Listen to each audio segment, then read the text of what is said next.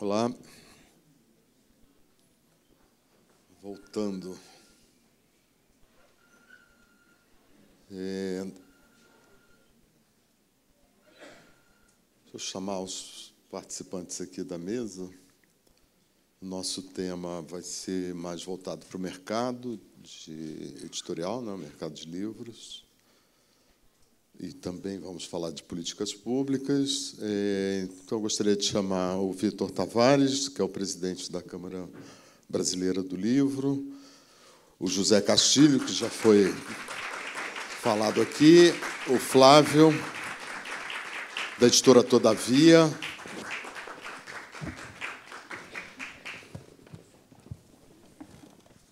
acho que estamos bem representados aqui para falar do assunto. Bom, na primeira mesa a gente acompanhou aí, né, iniciativas muito interessantes, né, de tentativa de motivação da leitura, de estímulo à leitura, iniciativas de pessoas que se engajam, né, nesse processo por vocação, por vontade, por prazer. E aqui nós vamos falar de uma dimensão que não é alheia a essa, mas que é uma outra dimensão, que é a dimensão do mercado, que é a maneira de você, de fato, a maneira como você organiza, como isso é organizado socialmente, né? A produção, a distribuição, a venda de livros, né? A difusão de conhecimento, de literatura, enfim, de cultura através do livro, que é um processo muito complicado, e é por meio desse processo, né, que se pode, de fato, remunerar o autor, né, remunerar os diversos elos, né, dessa cadeia, e tentar transformar, fazer dessa indústria, que, de certa forma, ela já é bastante, né, mas fazer dessa indústria uma estrutura sustentável e que possa crescer e evoluir, porque isso é um sinal de avanço cultural, de desenvolvimento civilizacional também. Nós não podemos esperar que tudo seja resolvido pelo Estado, pelo poder público, e atribuir ao mercado um papel secundário. Acho que, pelo contrário.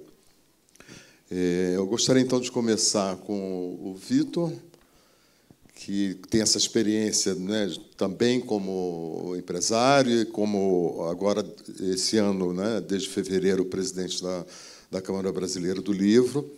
Nós estamos vivendo, como vocês sabem, um período de turbulências aí no mercado, né?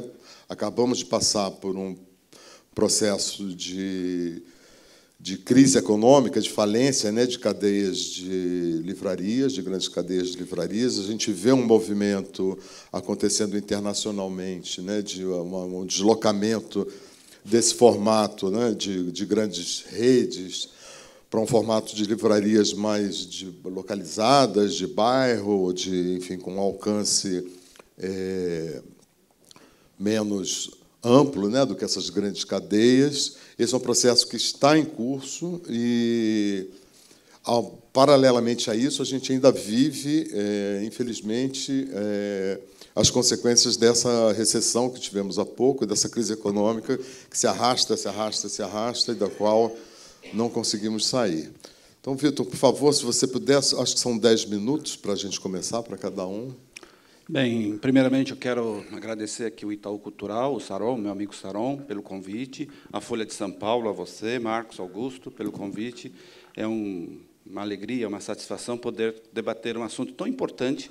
Eu, como presidente da Câmara Brasileira do Livro, falar de livros e falar da importância do livro para uma sociedade que busca cada vez mais estar num espaço verdadeiramente democrático e uma sociedade tão carente de leitores. Por exemplo, segundo o Instituto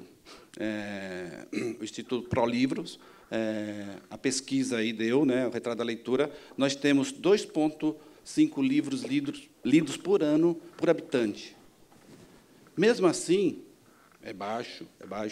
Mesmo assim, nós produzimos 350 milhões de exemplares de livros, segundo a outra pesquisa, que é da Câmara Brasileira do SNEL, produção e venda do mercado editorial brasileiro, nós produzimos 350 milhões de exemplares, por volta de 350 milhões de exemplares de livros anos.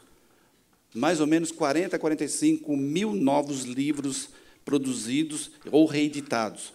Olha, isso é um número muito interessante. Se a gente criasse uma política que, durante um período, tivesse uma meta, que a gente dobrasse esse número de livros lidos por habitantes, nós iríamos dobrar a produção.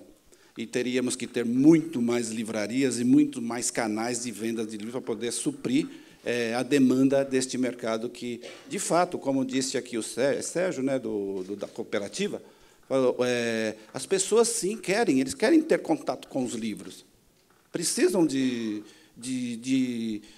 ter acesso ao livro. Por exemplo, a experiência da Bienal, o ano passado, de São Paulo, por mais de 650 mil visitantes. Depois, a experiência agora da Bienal do Livro, do Rio de Janeiro, que, de fato, eu mesmo, como editor, livreiro também, tenho uma distribuidora, e como presidente da Câmara, eu estava cético. Falei, meu Deus, com essa crise, a crise no mercado, o PIB caindo, será que nós vamos pôr um stand no Rio de Janeiro e vamos vender o suficiente para pagar o espaço, os credores, né, o editor, que a gente pega o livro consignado e precisamos de pagar esses livros vendidos, e depois a gente vai ter condições de pagar o funcionário que lá estarão trabalhando, né? Olha, foi uma experiência muito rica, interessante.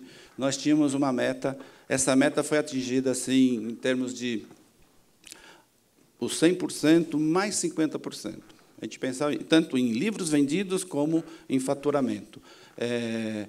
Foi muito interessante, mas isso aí acho que foi o divisor de águas, porque, como livreiro, de fato, eu nunca tinha pressentido, tinha vivido a tamanha crise que nós vivemos nos anos 2016, 2017, depois 2018, quando saiu a última pesquisa, que a gente viu que a queda, tanto da produção como do faturamento, foi da ordem de 11%, a queda. Nós voltamos, 2018, nós voltamos a 2016, recuamos 12 anos. O que a gente produzia em 2016, produzia e faturava, 2006. 2006, nós voltamos, 2018, nós voltamos para 2016.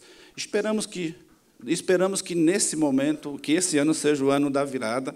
Estamos muito assim otimistas e esperamos que os números que estão por vir, de fato, mostrem, no mínimo, que a queda diminuiu e que a gente comece aí a voltar a crescer novamente e produzir mais e, quem sabe, pôr mais livros nas livrarias e na mão dos leitores. O livro é algo encantador. Todos vocês aqui, acho que percebem, quando vocês estão com as crianças andando pelo shopping, quando eles veem uma livraria, automaticamente, não precisa de pedir para ele entrar, eles já vão entrando. O livro é provocante, né? O livro agrega. O livro, realmente, ele é um produto que difunde e provoca curiosidade. Tem um livro que a gente vende nas nossas livrarias que chama Educar pela Curiosidade. E o livro ele educa, de fato, pela curiosidade, pelo fato de você estar em contato com o livro, estar aprendendo. Então, eu participei como visitante, segunda-feira também teve outra mesas aqui, e falando de bibliotecas públicas, né? Temos que criar, sim, políticas que façam com que o leitor ele tenha contato cada vez mais com livros e que faça com que a gente tenha pessoas, bibliotecários, contadores de histórias, que envolva o livro e faça com que o livro chegue até o leitor e o leitor chegue até o livro. Como disse uma das palestrantes, não dá para passar de helicóptero e jogar o livro lá de cima e enfiar a cabeça abaixo se a pessoa não tem o hábito da leitura. Se a professora, por N dificuldades, também não lê, como que ela vai fazer com que os seus alunos leiam se ela também não lê? Se ela também não tem o hábito de ler? Aí vem é o ler pela curiosidade, porque o outro está lendo, né? Se as famílias, né, as nossas famílias, os pais, nossos pais, os avós não tinham o hábito da leitura, como que nós vamos criar uma geração de leitores? Então, nós temos muitas coisas por fazer. De fato, tivemos aí a concorrência predatória. Isso também prejudica muito o comércio do livro. A concorrência predatória de vendas pela internet, onde um livro você encontra na livraria por, sei lá, vamos falar um número fictício aqui, por R$50. Aquele mesmo livro acabou de sair essa semana, você encontra na internet pela metade do preço. Se a gente quer formar e a gente quer ter livros por vários canais, muitas livrarias, nós temos que privilegiar e temos que defender o canal venda do livro na livraria. E a livraria, quando depois temos aqui o editor aqui, mas quando a livraria recebe um livro, ela recebe com desconto, porque o livro é um produto que normalmente, ou é uma política que tem uma política comercial, ele sai com o preço sugerido. Aí a livraria ela tem um desconto lá, R$10. A livraria tem um desconto de 40%, sai por 6. Como que ela pode dar 20% de desconto? Aquela margem de 20% não paga os custos operacionais de uma livraria. Não consegue. Participei de um outro encontro recentemente. Alguém falou: por que nós. Acho que foi na Convenção das Livrarias do Rio de Janeiro. Alguém perguntou: por que paga tão pouco para o profissional que trabalha na livraria, o atendente? Porque a gente não tem margem. Porque o lucro da livraria, ela, de fato, não dá para você pagar mais do que hoje R$2.000, R$2.500, R$3.000 para um coordenador de loja ou um atendente de livrarias. Porque a melhor escola de livreiros é dentro de uma livraria. Nós não temos escola de livreiros. Estamos pensando em resgatar a formação de profissionais do setor, profissionais livreiros, na Câmara Brasileira do Livro. Estamos formatando cursos, mais cursos com 360 horas, não só um dia de palestra, um curso onde tem começo, meio e fim, com uma metodologia acadêmica, para formar livreiros, editores e também, mais do que isso, empreendedores para abrir novas livrarias, né? E não sei, estamos aí trabalhando, é um desafio, né, doutora Fernanda, a nossa diretora executiva, e vai sair, vai ser presencial, na própria Câmara Brasileira do Livro, e depois acho que também vai ter em AD, né, a gente vai fazer híbrido. E isso para quê? Para contemplar pessoas que não possam participar presencial, e a gente ter esse também, formar também profissionais para atuarem nas livrarias, né? Uma outra coisa interessante nessas pesquisas, quando elas aparecem, dos 365 milhões de livros produzidos e 367 milhões vendidos, mas de onde vêm esses 2 milhões a mais vendidos? Do estoque que tinha no mercado, então aparece essa diferença. 49% destes livros são vendidos pelo canal Livraria Física. Olha que importante, que coisa interessante, né? Tivemos recentemente a queda de 2 grandes cadeias livreiras. Olha, eu comecei a trabalhar com livros quando eu tinha 14 anos. Naquela época podia. Saí da periferia de São Paulo, nasci no Itaim Paulista, né? Estudei em escola pública. E tudo que eu adquiri de conhecimento foi, graças a Deus, que eu comecei a trabalhar numa livraria no centro de São Paulo, como entregador ali pelo entorno da Praça da Sé. E eu vejo o papel da livraria também como um elemento agregador e de resgate social. Trabalhando numa livraria, eu consegui me educar, entrei na PUC, por conhecimento dentro da livraria, fiz minha faculdade na PUC São Paulo. Comecei como entregador, depois office boy, e era no regime militar, hein? Na transferência, quando eu estava a transferência saindo, governo Geisel, governo Depois veio o Figueiredo, e tinha sempre confusão, bagunça ali naquele... Eu trabalhava ali no centro de São Paulo, no entorno da Praça da Sé. Olha, e uma coisa interessante, hein? Olha que coisa, como a gente tem hora que tem vergonha de dizer o que faz.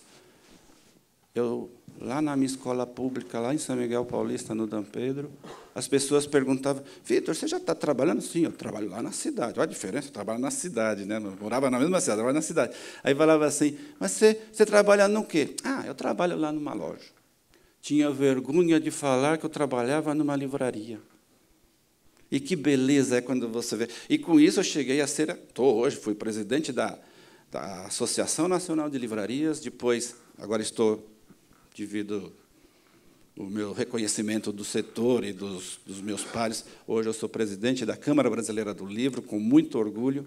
Mas, olha, como é que pode falar que tinha vergonha de trabalhar numa livraria? Augusto, isso... Eu me sinto até assim triste quando eu digo, não trabalho na livraria, vamos lá comprar livros, é assim. E outra, nunca tinha entrado numa livraria. Eu tinha 14 anos, a primeira livraria que eu entrei, alguém indicou: está precisando trabalhar na livraria lá de entregador, office boy, para lá fazer uma ficha, né? Fui e me contrataram. Trabalhei 12 anos nessa livraria, na Livraria Voz, depois mais um período na Edições Loyola, aí já como no comercial Edições Loyola, depois abrimos... ali no centro, e hoje nós temos 5 livrarias, pequenas livrarias, Livrarias Loyola. Uma experiência interessante, agora nós estamos com uma livraria no centro acadêmico, na PUC São Paulo. Estudei na PUC, jamais imaginaria que eu teria uma livraria na PUC São Paulo, uma livraria acadêmica, está assim, um retorno e aquela expectativa inicial que ia ser desafiadora, e nós estamos já atingindo nossos objetivos. A livraria ali na PUC São Paulo, bem com viés acadêmico, filosofia, área de humanas, tal. Enfim, existe, sim, no caso, essa situação que aconteceu devido à falta de política de incentivo à leitura, venda de livros, tal, mas existe, sim, luz no fim do túnel. Por exemplo, nós percebemos, na própria CBL, a quantidade de novos editores que querem se associar à CBL. A CBL hoje tem 562 associados. Desses associados, mais ou menos 70% são editores, 30% livreiros e profissionais, aquele profissional porta a porta, que vende livros de porta em porta, né? Eu vejo também que tem aparecido mais livreiros querendo se associar à Câmara Brasileira por participar da Bienal do Livro de São Paulo, que a gente que organiza. Também organizamos o Prêmio Jabuti, né, algo que nos orgulha muito. E também muitos livreiros que também abrem uma pequena livraria, como a Simples aqui em São Paulo, tal, e logo também já tem um e-commerce. Então, eles têm a livraria e já vende pelo e-commerce. Outros trabalhando por marketplace. Então, são coisas que você percebe que, ao mesmo tempo que a Saraiva e a Cultura tiveram dificuldades, fecharam aí as duas juntas aí por volta de umas 40 lojas, a gente percebe que tem outros... entrando nesse setor, absorvendo esse espaço, essa lacuna, de uma forma assim mais personalista, que é o papel, de fato, do livreiro. Abrir uma livraria e não tiver um bom livreiro, não podemos nunca abrir mão das tecnologias, temos que ter tecnologia, porque, senão, hoje, para fazer uma curadoria sem você ter ferramentas tecnológicas, é muito mais difícil. Mas, se você não tem um bom atendente, essa livraria ela pode ter muito mais dificuldades para se manter do que se você tiver um bom atendente. Mas meu tempo já estourou e a gente já tem bastante coisa para falar, ainda tem um pouquinho de assuntos também. Obrigado. Né? Obrigado a você.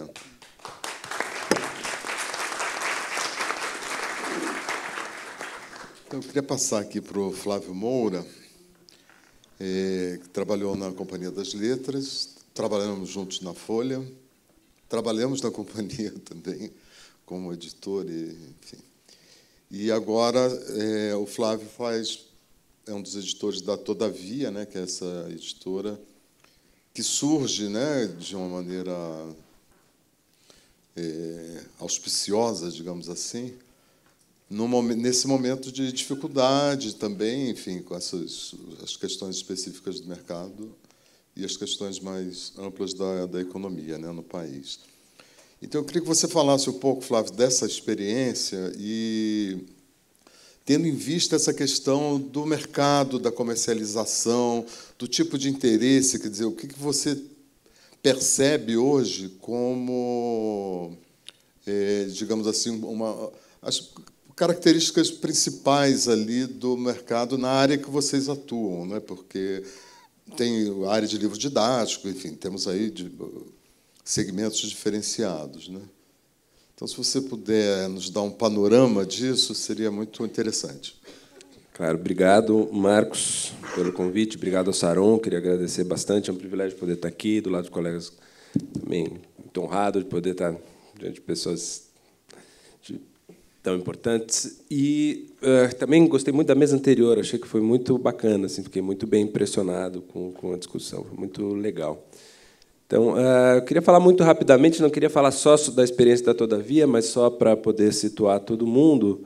A editora nasceu há 2 anos e meio, em São Paulo, num grupo de 6 amigos, um deles está aqui, o Alfredo, aqui na primeira fileira, mas faz parte também disso Marcelo Levi, a Ana Paula Rizayama, o Leandro Sarmatz e o André Conte. Nós 5, com exceção do Alfredo, trabalhávamos na Companhia das Letras. Trabalhamos lá por muitos anos. É uma editora que, como vocês sabem, cresceu muito. É hoje parte de um grupo de um grupo multinacional.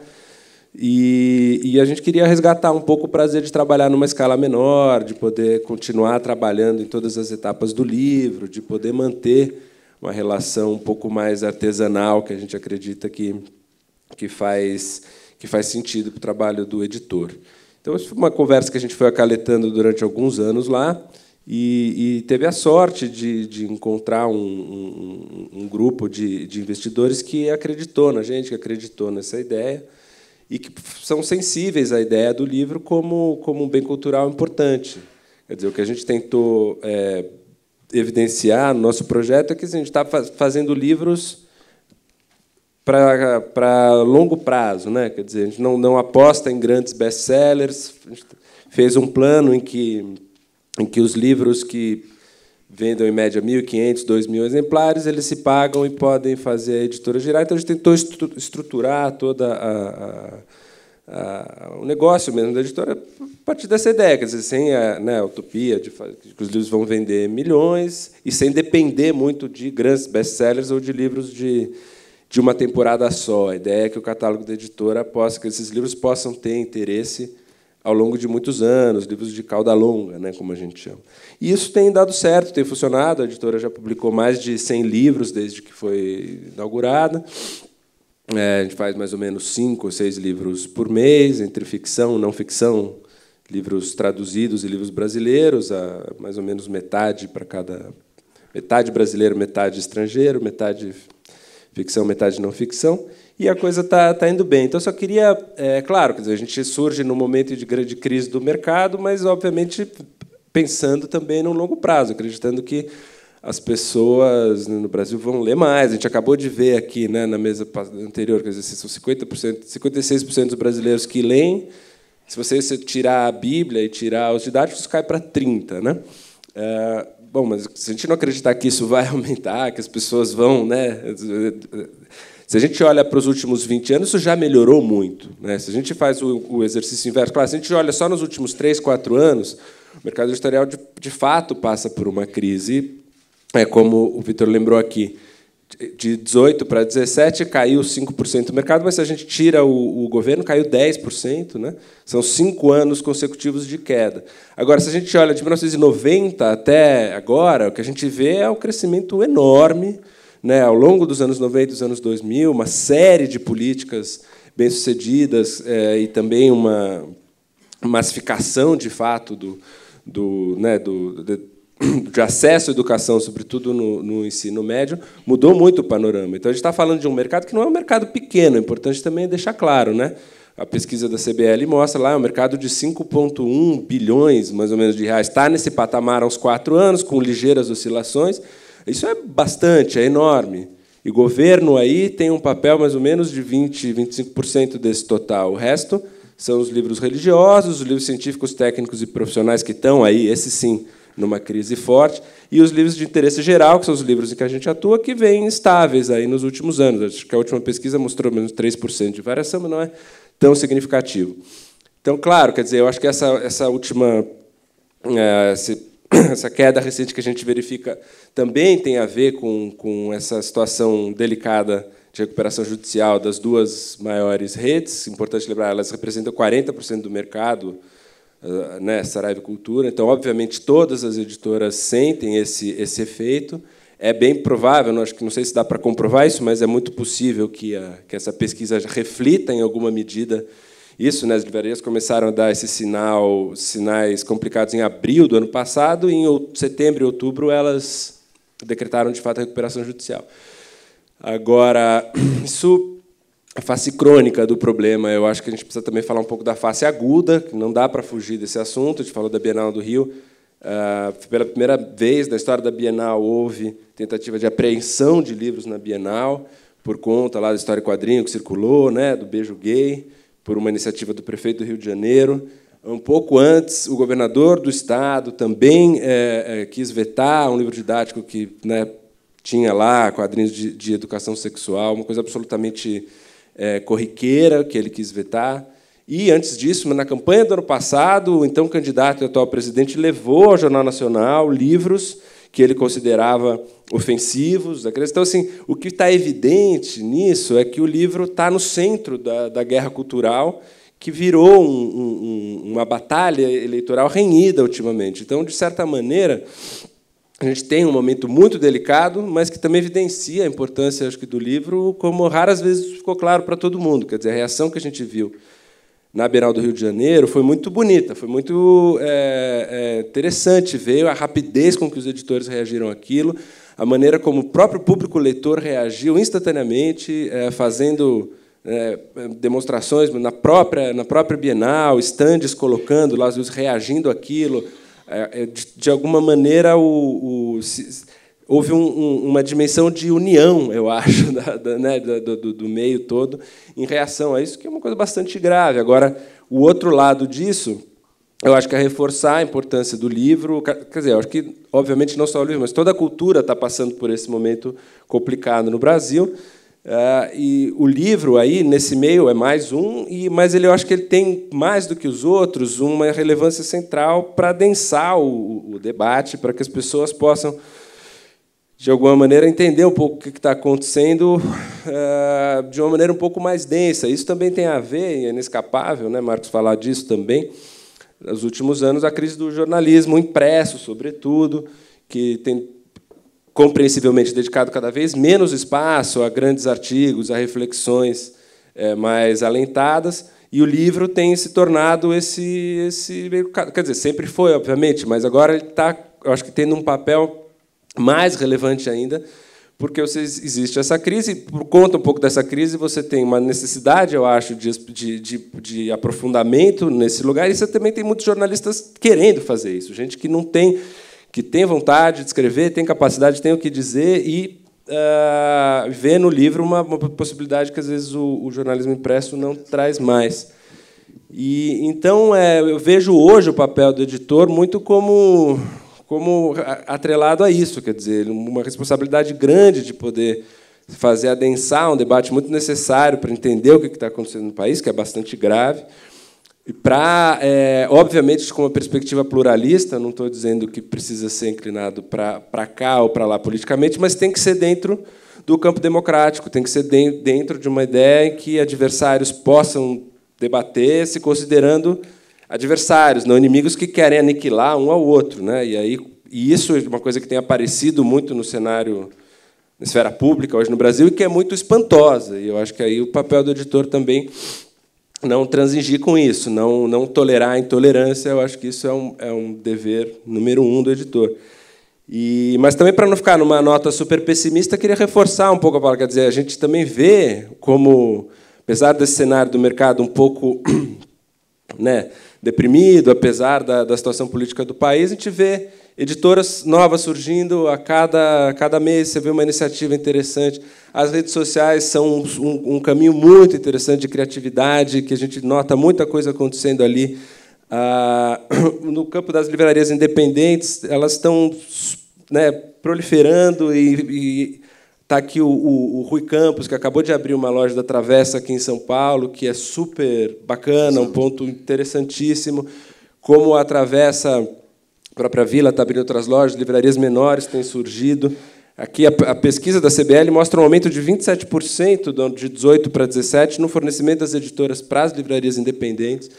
Então, isso tudo é muito interessante, e eu acho que é auspicioso a gente pensar um ambiente em que essa crise ela não reflete exatamente uma falta de leitor, mas sim, eu acho, talvez, modelos de negócio ou conjunturas de mercado que vão se rearrumando, mas eu não consigo sentir uma desistência do leitor ou uma diminuição do público leitor, e isso eu acho que é o mais importante, e é disso que a gente depende, eu acho, para continuar acreditando no país e na nossa profissão de editor. Faltam 2 segundos, 1, 0. 2, 0.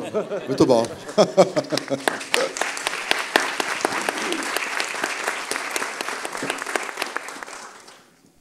Castilho, Castilho tem longa experiência, né, como todos sabem, aí, de todos os lados do balcão, né, como editor, como trabalhou, né, no setor público, no Ministério da Cultura, no Ministério da Educação, né, de 2006 a 2016, em 2 ocasiões, né, e é um dos articuladores, né, da lei que ficou com seu nome. E, então, eu queria que você, com essa visão, né, dos diversos meios, ou, enfim, de onde a questão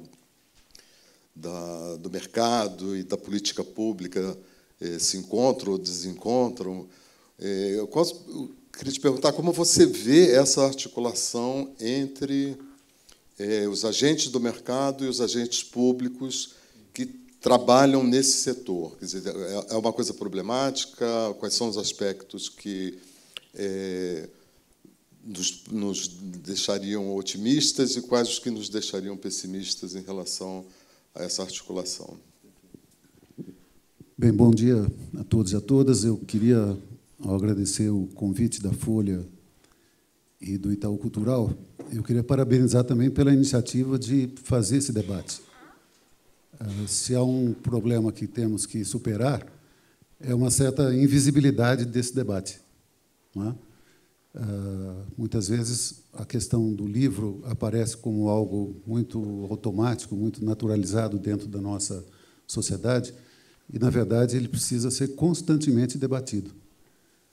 Não apenas para dessacralizá-lo, como disse muito bem aqui o Sérgio, como também para valorizá-lo. Não é? São 2 lados de uma mesma moeda que nós temos que tratar conversando, tratar debatendo. Então, é muito importante, principalmente quando se trata da economia da cultura, não é?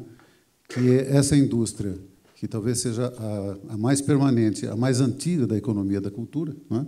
E com uma boa performance do ponto de vista desta economia, ela fique quase invisível nos seus debates. Então, parabéns, de fato, acho que uma excelente iniciativa, nós debatemos sobre isso. O meu lugar de fala aqui é um lugar também do profissional do livro, não é? Quer dizer, nos últimos anos eu acabei atuando muito na área da política pública, conduzindo a implantação do Plano Nacional do Livro e Leitura, mas, na verdade, eu tenho hoje mais de 40 anos de livro, não é? Comecei com uma pequena editora, livraria, que o Vitor conheceu lá no final dos anos 70, no final do regime militar. Depois ingressei na vida acadêmica, a universidade me resgatou, fui um dos primeiros fundadores da editora da Unesp, dirigi essa editora durante 27 anos, com um perfil bastante definido.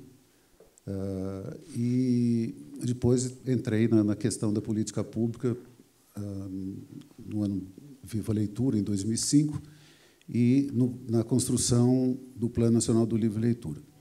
Quer dizer, esse lugar de fala, que me fez também uma passagem muito interessante, muito importante, não apenas de saber, de tentar entender, mas de vivenciar e dirigir uma grande biblioteca, que foi a Biblioteca Mário de Andrade, que eu dirigi durante 3 anos, aliás, talvez no seu pior momento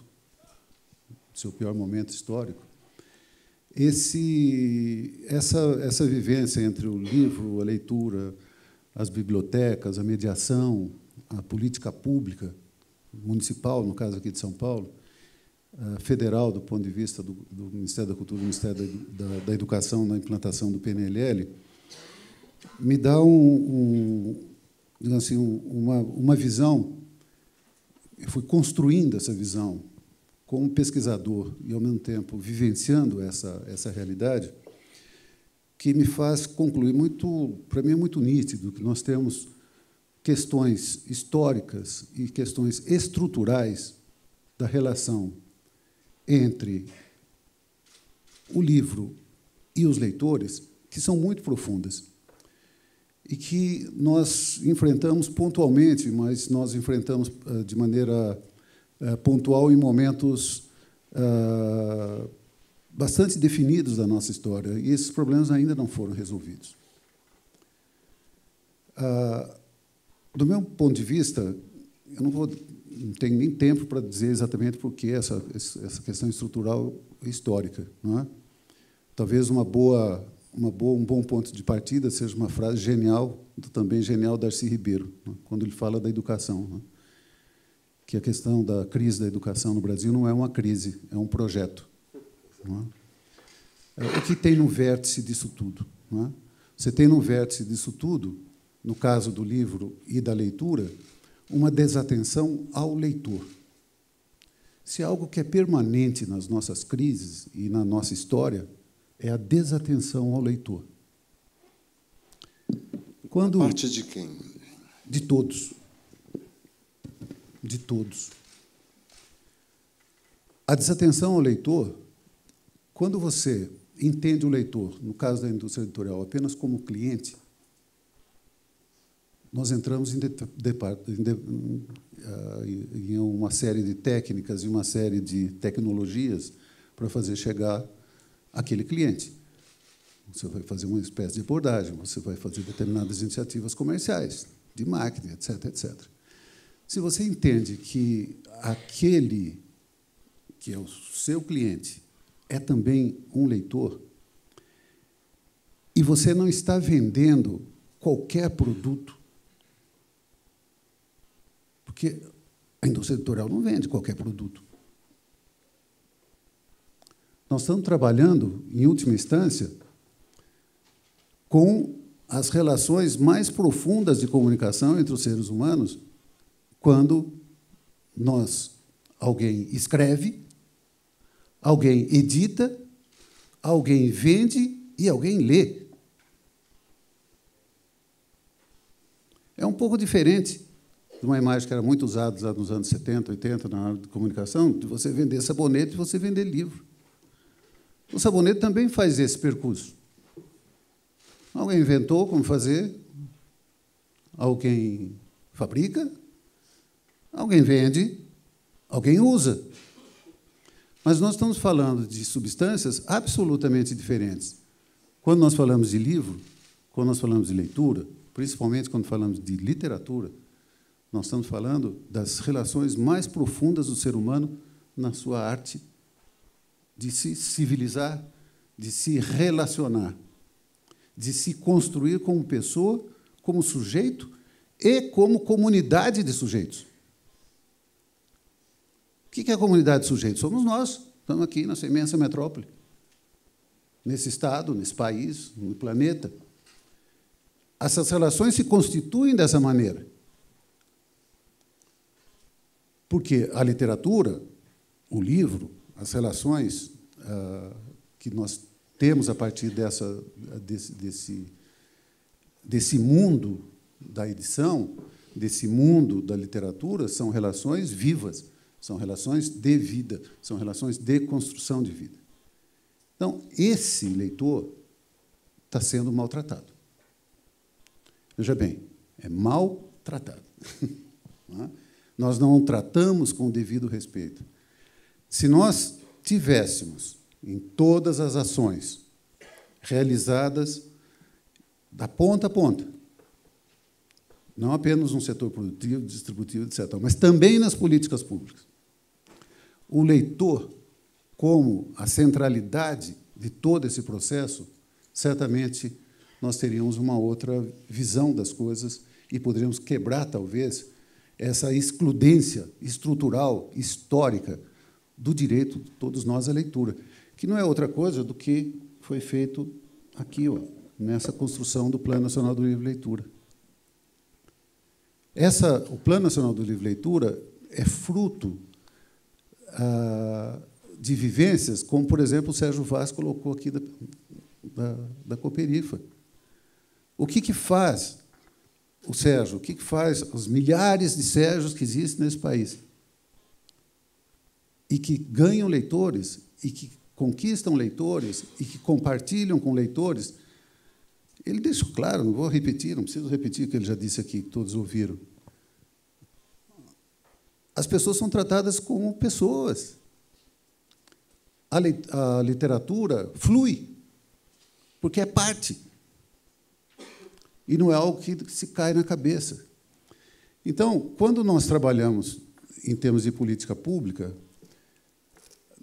nós tivemos o breve período, kairos, um momento fugaz da história, de trabalharmos naquele período de 2005 até 2011, comecinho de 2011, na construção deste pacto social, do qual todos trabalharam, todos mesmo, todos os setores da cadeia do livro, da leitura, da literatura, das bibliotecas. Chegamos a um consenso e sabemos o que fazer. Esse consenso levou à criação de um outro marco legal, que é a Lei 13.696, a Lei da Política Nacional de Leitura Escrita, que dá todas as diretrizes. Então, veja bem, como as coisas são incríveis. Nós temos, primeiro, um movimento impressionante construído naquele período, do qual o Brasil inteiro se mobilizou, do qual o Brasil inteiro continua mobilizado. Porque eu continuo andando aí pelas periferias, pelos sertões, pelas fronteiras do Brasil, fazendo palestras, conversando com as pessoas. Sou chamado para muitas coisas nesse sentido, e eu vejo que as coisas estão acontecendo. Há 2 meses atrás, eu estava falando para 60 cidades no interior de Pernambuco, o sertão do Pajeú, 8 horas de Recife. E tinham lá 150 professores, coordenadores de bibliotecas, bibliotecas escolares, bibliotecas comunitárias, bibliotecas públicas, querendo e fazendo. Fazendo o quê? Democratização do acesso à leitura, eixo 1 do Plano Nacional do Livro e Leitura. Formação de mediadores de leitura, fazendo mediação de leitura. O livro não sai sozinho da prateleira, não é? Alguém tem gente no meio fazendo isso. Valorizando o livro. Terceiro eixo do Plano Nacional do Livro e Leitura. E incentivando uma economia local, cordelistas, contadores de história, criando festivais, festas, como o Geraldo falou aqui, fazendo circular a economia da cultura, 4º eixo do plano. Então, há uma disseminação, quando a gente fala de política pública, nesse governo que quita todos os direitos, não é? Há um parêntese. Quando o Ministério da Cultura foi extinto, na primeira semana do governo Temer, quando ele volta uma semana depois, o único setor do Ministério da Cultura que voltou rebaixado foi a diretoria do livro, leitura, literatura e bibliotecas. Volta como departamento. Volta para um departamento completamente desabilitado, desprovido, como segue até hoje. Como segue até hoje. Ou seja, nós não temos nada do ponto de vista de livro, leitura, literatura e biblioteca no Ministério da Cultura Temer e no Ministério da Cidadania, agora na Secretaria Especial de Cultura.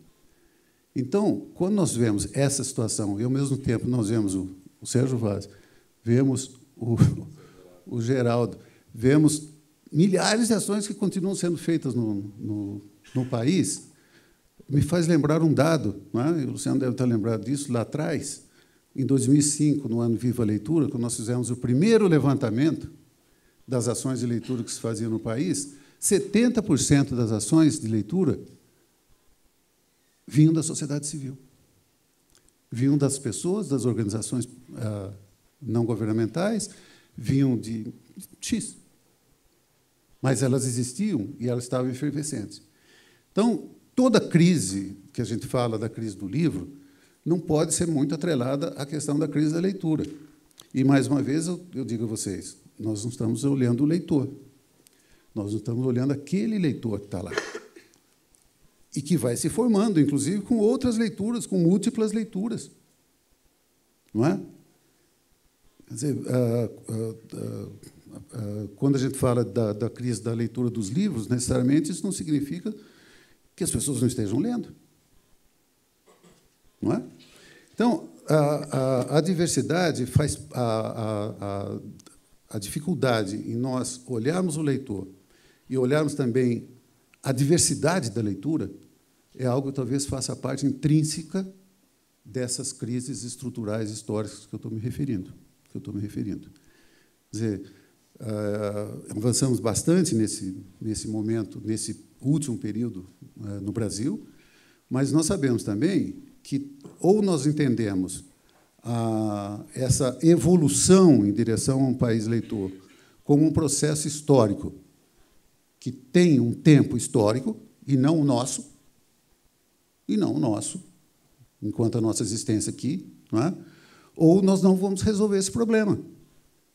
Não é? Ter uma nação de leitores é ter uma nação democrática, é ter uma nação inclusiva, é ter uma nação que respeite as pessoas, que saiba ter a convivência na polis de maneira adequada, civilizada, respeitosa, democrática, volto a dizer, porque nunca é demais repetir isso, e nós temos que ter, antes de tudo, o respeito ao leitor, que é o respeito ao outro, que é o respeito à diversidade. Então, são essas as questões que eu acho que nós temos que superar se nós queremos falar de crise e suas superações. Perfeito.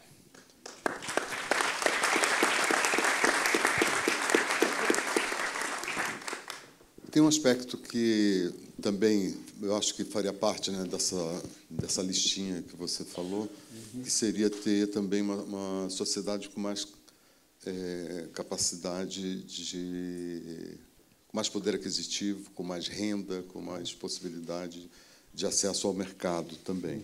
E essa é uma questão que várias pessoas aqui da plateia perguntam, questões do tipo a formação do preço do livro. O livro é caro para burro. Quando tem feira na USP, com desconto de 50%, vende um monte de livro. É igual a entrada no Maracanã. Eu sou do Rio e sou flamenguista. E a torcida do Flamengo enche o Maracanã agora porque se fizeram preços melhores.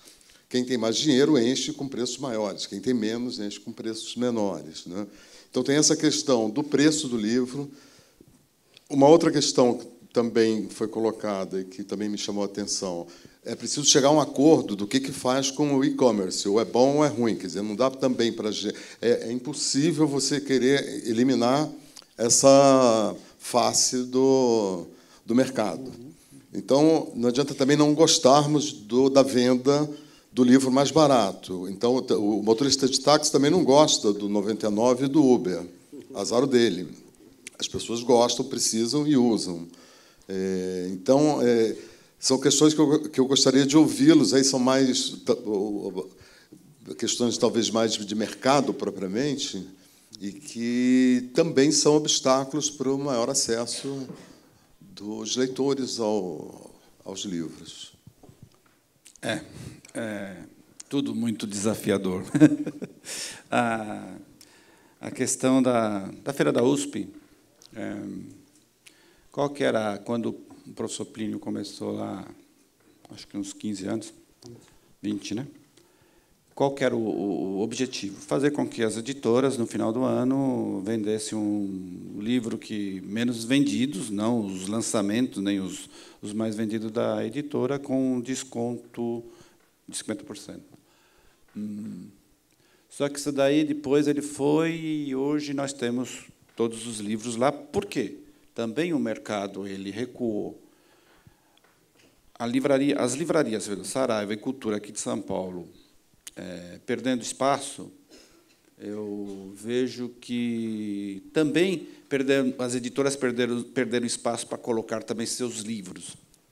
E a Feira da USP ela resgata mais. Agora, eu estou olhando para o outro lado. Até onde a gente consegue analisar um livro que ele está na livraria por R$100 e na Feira da USP está por 50, o que isso prejudica toda a cadeia? Ou que isso favorece também toda a cadeia? E o que isso favorece também o leitor? Olhando no primeiro momento, lógico que eu, como consumidor, vou sempre atrás do mais barato. Mas o mesmo livro que estava na Feira da USP, ou da PUC, ou agora da Unesp, é o livro que está lá na Livraria Cultura também, do Conjunto Nacional, que vai estar na Livraria da Travessa, lá na Rua dos Pinheiros, que vai estar lá no centro, na Livraria A, B ou C. Né? No primeiro momento, interessante, comprei mais barato. E muitos livros ali são vendidos para livreiros, pequenos livreiros que compram com um desconto maior do que ele teria na editora e depois põe para vender na sua livraria em outros momentos. Temos, sim, que encontrar caminhos que favoreçam, sim, o leitor, o consumidor. Temos, sim, que encontrar caminhos que façam com que o livro que ele fez, que a editora Todavia fez lá 2.000 exemplares e não está vendendo, tem que ser vendido. E por que o livro, no Brasil, a gente considera ele caro? Devido à tiragem. Temos um país de consumidores de livros, poucos consumidores de livros, per capita, né? Estou falando per capita, porém é um mercado muito interessante. E, ao mesmo tempo, nós temos uma pequena tiragem que, por escala, o livro ele fica caro. Se esse mesmo livro que a Todavia fosse fazer 2.000 ou 1.000 fizesse 10, o markup dela não seria o mesmo. Esse livro que ela colocou lá, 30, 40 reais, poderia ser a 25, 28.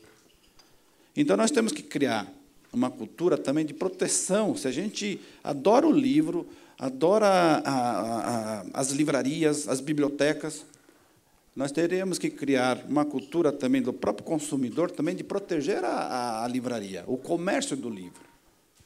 O livreiro ele é um sociólogo, ele é um formador de opinião. O bom livreiro mesmo, ele é o difusor da cultura, é o difusor da história. Quando eu vejo assim um comerciante de livros, que é um comerciante de livros de ocasião, eu não considero ele como um agregador cultural. Ele está aproveitando um momento. Agora, um livreiro mesmo, um profissional dentro da livraria, que é o consultor literário, que indica. O livreiro também ele é formador de leitores, porque ele está ali indicando a boa leitura. Então, nós temos que proteger o canal livraria, o e-commerce e tal. Na França, nós temos fundo lá. O Ministério da Cultura francesa tem dinheiro a fundo perdido só para incentivar a abertura de livrarias, novas livrarias, ou reforma de livrarias. Tem lá, desde 1981, uma lei que não protege a livraria, mas que incentiva a livraria a sobreviver, que oxigena a livraria. É a Lei Land, qual que é? Aquela lei que, quando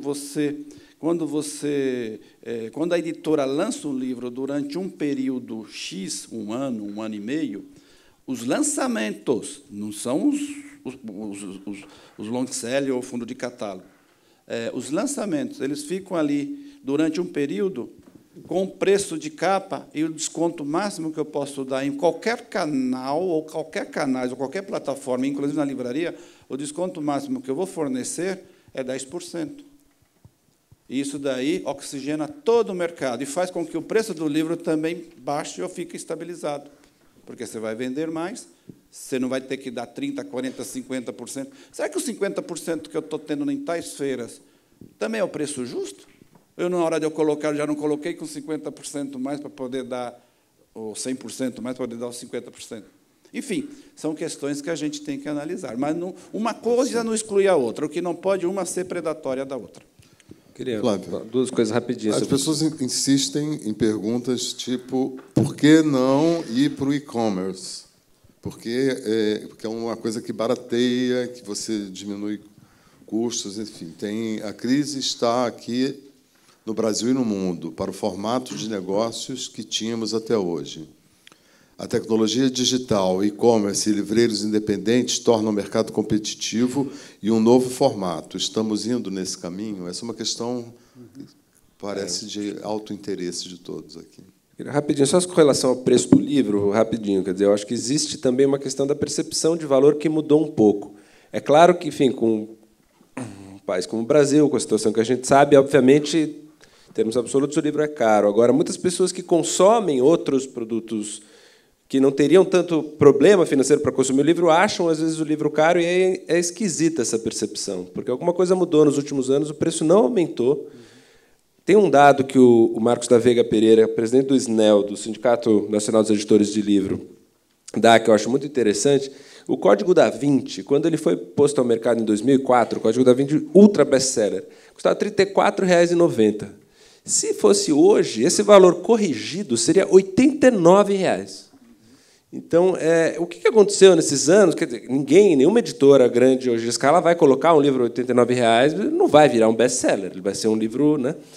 O que houve nesses anos que mudou essa percepção de valor? Isso eu acho uma coisa importante para se pensar. Quer dizer, os preços não foram corrigidos pela inflação sequer ao longo desses anos. Então, isso é importante deixar claro. Quer dizer, se você toma em consideração todo o trabalho que existe aí para o livro ficar pronto, você explica rapidamente, e a tiragem baixa explica rapidamente por que o preço é aquele. Então, eu só acho importante fazer esse reparo. Com relação ao comércio online, eu não vejo, não tem como ver isso com maus olhos, e acho que o Brasil, acho que como os outros países, está caminhando cada vez mais para isso.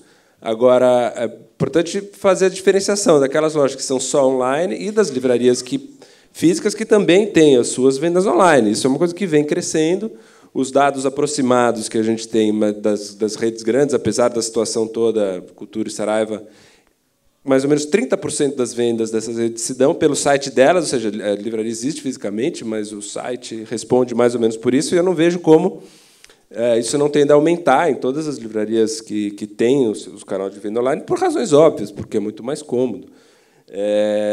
A Amazon no Brasil está crescendo exponencialmente, está ocupando o espaço que agora está sendo deixado vago, e tudo leva a crer que isso é um movimento um pouco sem volta.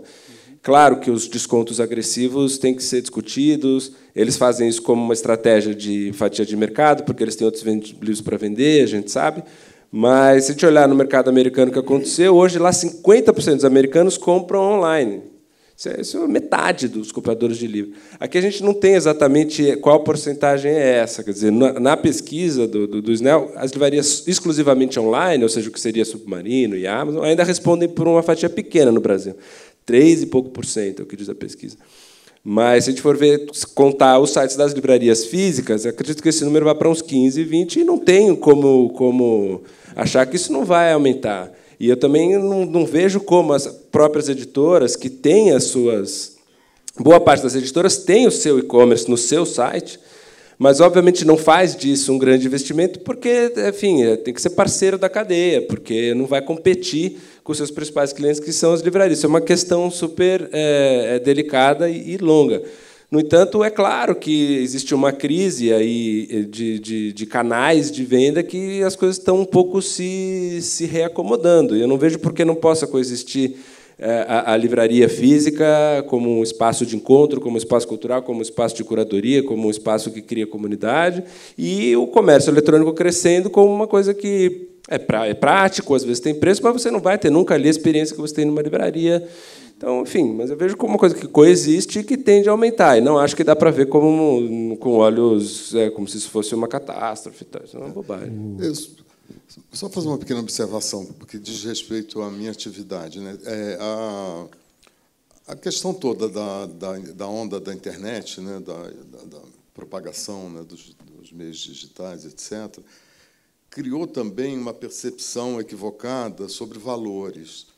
Então, por exemplo, as pessoas... a gente tem esse tipo de cobrança também em relação a preço de jornal, como se a produção de notícias, de entrevistas, de fotografias, de apurações, de checagens, fosse um processo que ninguém precisasse ser remunerado. Eu saio daqui e vou lá fazer de graça um negócio para todo mundo ler e ficar feliz e não pagar nada. Então, eu acho que a gente tem também são questões do nosso tempo, né? Não é só a questão se o preço está alto, enfim, a gente está vivendo uma situação nova. Castilho.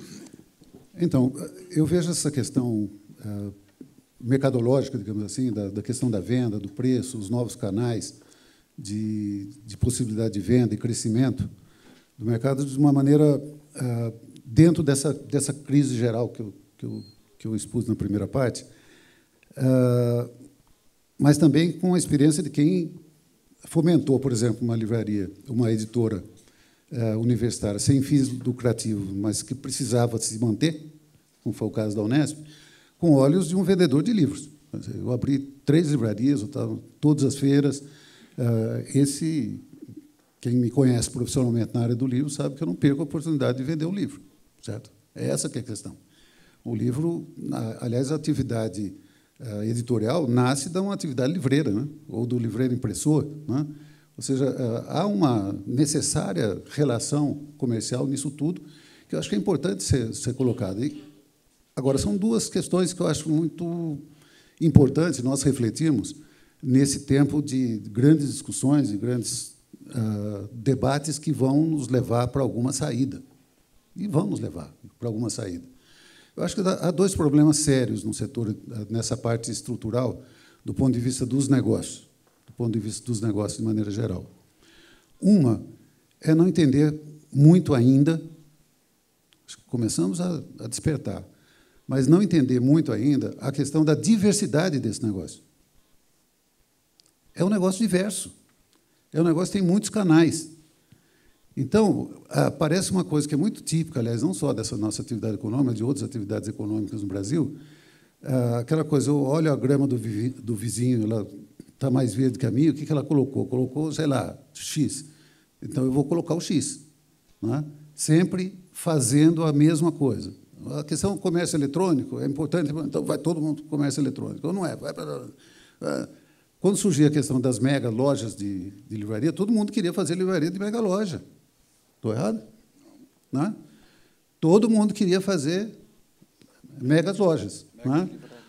Aí, depois, passam 20 anos, aí se percebe o que funciona mesmo é uma livraria que tem uma boa curadoria, um bom catálogo, não é? E pessoas que gostam de livros vendendo livros. Certo, Rui? É isso, aí dá certo. Não é? Não precisa ter um parque de diversão, um carrossel no meio da livraria para vender livro, ou vender ursinho de pelúcia até geladeira para vender livro. Não é? Precisa essas 3 coisas que são secularmente receitadas. Não é? Então, nós estamos voltando um pouco nesse tipo de coisa. Então, essa é uma diversidade. O comércio eletrônico é fundamental? É fundamental. Podemos chegar aos 50% dos Estados Unidos? Podemos. Mas podemos também não chegar. Não é? Mas é importante estar lá? É importante estar lá. Essa diversidade nós temos que trabalhar com o diverso e sem medo de ser feliz. Né? Vamos lá. Vamos lá. Vamos enfrentar na devida proporção, na devida, etc. Isso é uma coisa. Uma outra questão é como que o mercado se organizou do começo dos 90 até agora. E que ele precisa se reorganizar nesse sentido. Tem uma frase que eu sempre repito quando falo da questão do mercado de livros, da sua estrutura e do seu desenvolvimento econômico, etc., etc., desenvolvimento de negócios. A frase que eu acho lapidar, não foi feito por nenhum bolchevique leninista, mas de um grande incentivador da indústria editorial mundial, que foi talvez o diretor mais importante da Feira de Frankfurt, que é a principal feira de comércio de livros no mundo já há muitos anos, o Peter Weidhaus.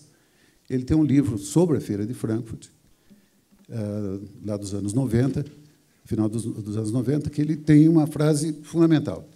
Ele diz o seguinte, falando da crise, porque já se fala de crise lá desde trás. Ele diz o seguinte, tudo isso começou, ou seja, toda essa crise começou, quando a sala do conselho editorial das editoras passou a funcionar na antessala da Bolsa de Valores. O que ele queria dizer com isso? Quando nós trocamos a essência da atividade editorial, o objetivo da atividade editorial e, por consequência, livreira, quando nós nos afastamos do objeto, que, de fato, nos dá dinheiro, nos dá a possibilidade de venda. Eu estou falando de bons autores, de bons livros, de bom relacionamento com os leitores, de estruturas que respondam a esse produto. Não é? Quando a gente se afasta disso, quando nós vemos que grandes conglomerados editoriais são dirigidos por pessoas que decidem, sem nunca terem editado um livro, e muitas vezes não são leitores. Quando nós vemos redes varejistas dirigidas por pessoas que também são distantes do mundo do livro e da leitura, portanto, dificilmente conhecem aquilo que estão vendendo, nós temos crise necessária, inevitável. Temos uma pergunta aqui, que a gente está, no momento agora, no plano das reformas, enfim, dessa discussão de reforma tributária. Quais são os tributos e se há alguma questão de ordem tributária relacionada ao mercado, à indústria de livros, que está sendo discutida, enfim, é um aspecto importante ou não? Não, a questão tributária do livro, sim. O nosso mercado ainda ele tem uma vida, como disse aqui o Flávio, é um mercado forte ainda, e a gente ainda consegue trabalhar e tem o prazer de produzir e atender essa demanda, é porque, constitucionalmente, o livro ele é isento de alguns impostos. Ele é isento do IPI, PIS, CONFINS, ICMS, né? Só que ele não é isento, se a minha empresa der lucro, não é isento de imposto de renda, se eu estiver no lucro real ou no lucro presumido. E é importante que, se abrir uma livraria vai vender só livro, eu aconselho que não entre no Simples Nacional, que você vai pagar sobre o faturamento. Aí você vai pagar. Então, é interessante entrar no lucro presumido. Aí o contador pode orientar melhor. E nós também pagamos também a contribuição social sobre o lucro líquido. Pagamos também os impostos sociais. É triste, mas a folha de pagamento onera muito a livraria ainda. Ela onera, porque se você tem no lucro real um funcionário que ganha aí, bruto aí R$2.000, R$2.500, vai sair para a livraria por volta de R$4.800, R$5.000. Então, tem algumas isenções que já estamos trabalhando na Câmara Brasileira do Livro para, na reforma, que não volte a tributar o livro ou o papel. Se voltar, nós vamos ter muito mais dificuldades de se manter, né? E é isso aí. Só lembrando Sim, que por favor. a alíquota zero dos impostos foi assinada em 2004, dentro da perspectiva da construção da Política Nacional do Livro e Leitura. Alíquota zero, PIS e COFINS. Com isso, eu estou querendo dizer que política pública, coisa que eu não disse no começo, política pública e desenvolvimento do mercado também caminham juntos, num país que nós temos essa defasagem imensa de leitores. Exato. E um potencial imenso de leitores a conquistar. Uma outra questão referente diretamente ao mercado, editoras que comercializam diretamente, qual é essa situação? Existe isso? Atrapalha? Então, o que eu mencionei rapidamente, se você for ao site de boa parte das editoras, elas têm lá, elas vendem diretamente seus livros, elas só não investem muito nesse canal, porque, obviamente, a ideia não é competir. Então, a maior parte dos casos, você vai responder por uma fração pequena do faturamento da editora. Mas existe, isso está lá. E eu acredito que, com a reacomodação aí do mercado dos próximos anos, isso é uma coisa que tende a aumentar, uma editora procurando. Eu acho que um canal direto com o leitor, obviamente, não de maneira predatória, mas de maneira que isso possa fazer parte do ecossistema. Por enquanto, é muito pequeno, as pessoas nem sabem, mas se elas forem lá, elas vão ver, os livros estão lá vendo. Tem o e-commerce no site das editoras, além dos marketplaces e dos sites das livrarias. Isso está lá. Né? Eu acho que isso, uma parte foi um pouco essa desregulação que o mercado mesmo se infringiu nos últimos 30 anos. Quer dizer, a questão de se atravessar as livrarias, etc., isso aconteceu. Pode ter sido até pontualmente, mas foi um pontão, né? Não foi uma coisa assim pequena, foi muito seguida. Atravessar como? Por exemplo, de vender diretamente. Sim, mas... Por exemplo, de vender diretamente. Ou fazer feiras de 50%. Onde as editoras estão vendendo. Acontece exatamente isso. Agora, tem outra coisa a observar também, por exemplo, eu que dirigi 27 anos a editora da Unesp, como editora acadêmica, há algumas impossibilidades de você vender determinados tipos de livro pelo varejo comum. Impossibilidades do tipo de não aceitar. Eu dou um exemplo que, para mim, até hoje, é muito claro disso. Estou falando de grandes redes. Tá? Sim. De grandes redes. Por exemplo, um dos livros que a editora da Unesp teve um enorme sucesso, vendendo milhares de exemplares, em termos de livros acadêmicos, foi um best-seller, foi um livro de uma autora francesa, Viviane Forester, no final dos anos 90, chamado O Horror Econômico. Não é? O livro da Viviane vendia muito, muito. E nós tínhamos dificuldade em vender em algumas livrarias. Por exemplo, as livrarias de aeroporto. Era um livro interessante para lá.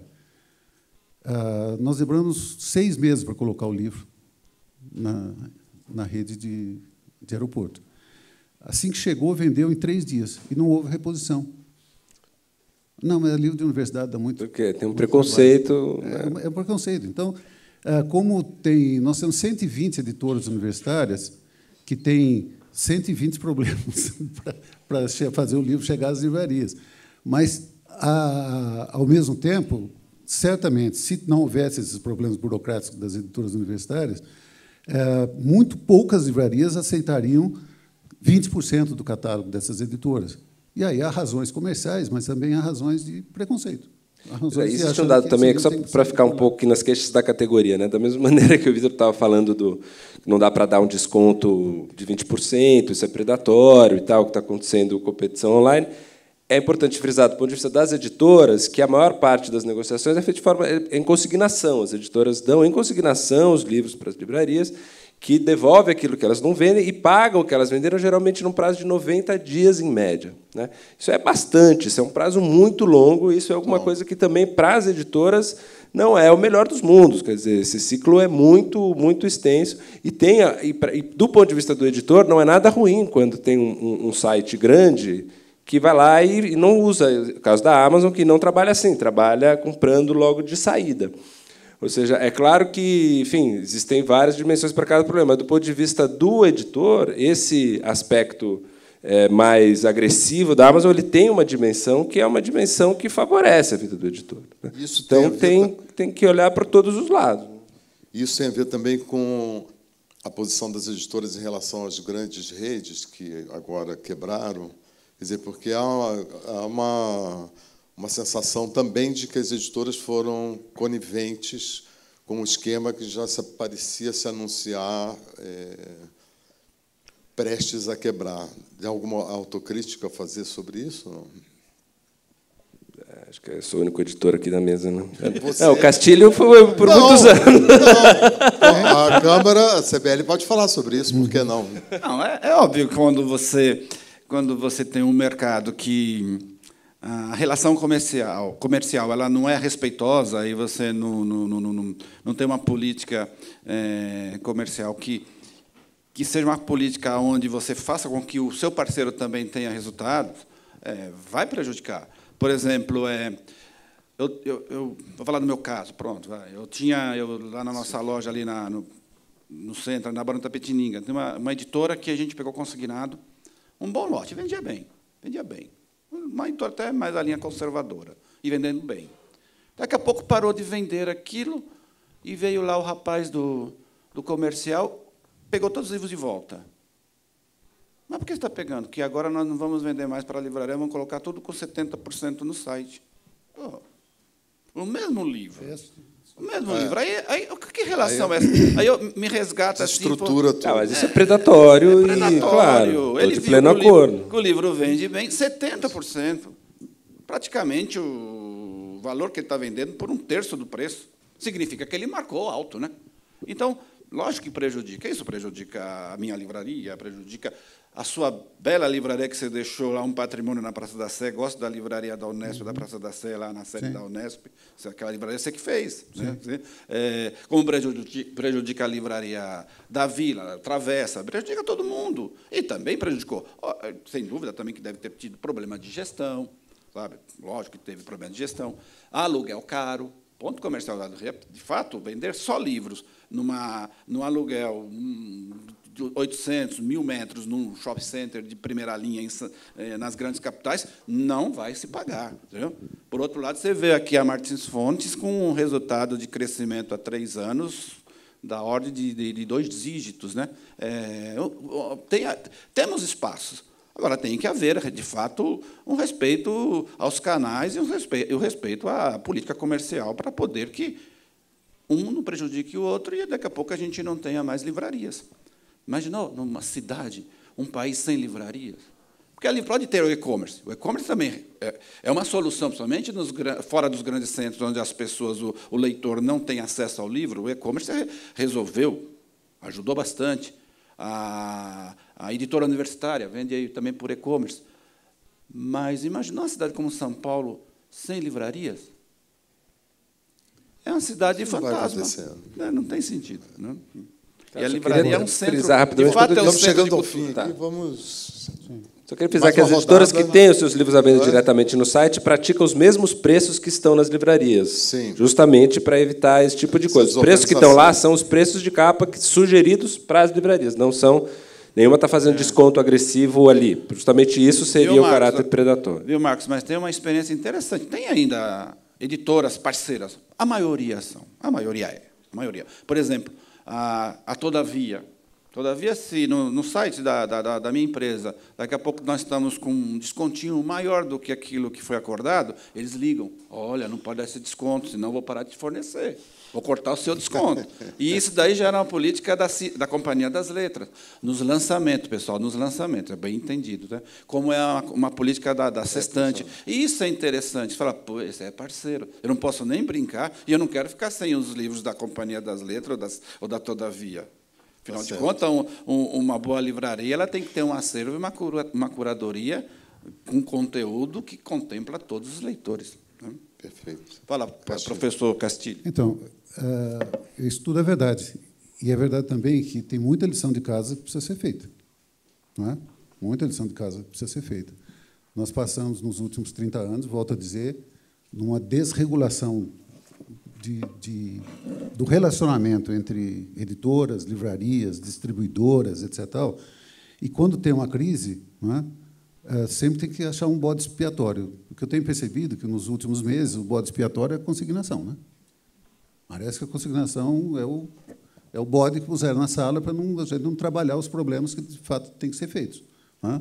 A verdade é que nós temos que ter modelos de livraria sustentáveis, os livreiros têm que saber o que fazer, os editores têm que saber o que fazer de maneira muito mais profissional, eu diria. Né? Nós temos que chegar a um consenso, por exemplo, em termos de mercado, com lei do preço único ou sem lei do preço único, nós temos que chegar a um consenso que eu não posso ter uma livraria que eu compro da editora com 30% de desconto, né? E você tem outra livraria, porque você tem 3 ou 4 livrarias, você compra com 70% de desconto.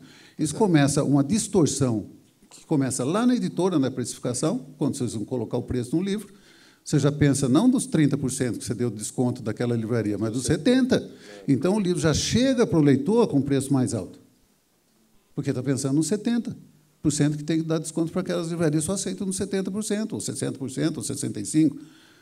Então, isso tudo nós temos que chegar num acordo.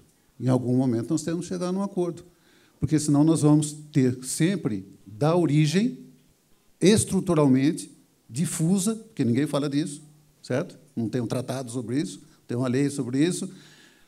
De maneira geral, de maneira difusa, nós distorcemos o mercado na origem, desde a precificação do livro até chegar ao leitor, não é?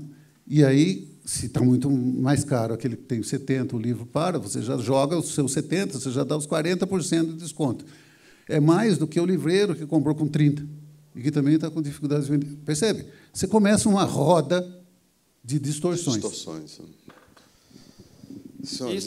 E essa questão de política comercial do livro, do varejo do livro, não é exclusividade do Brasil.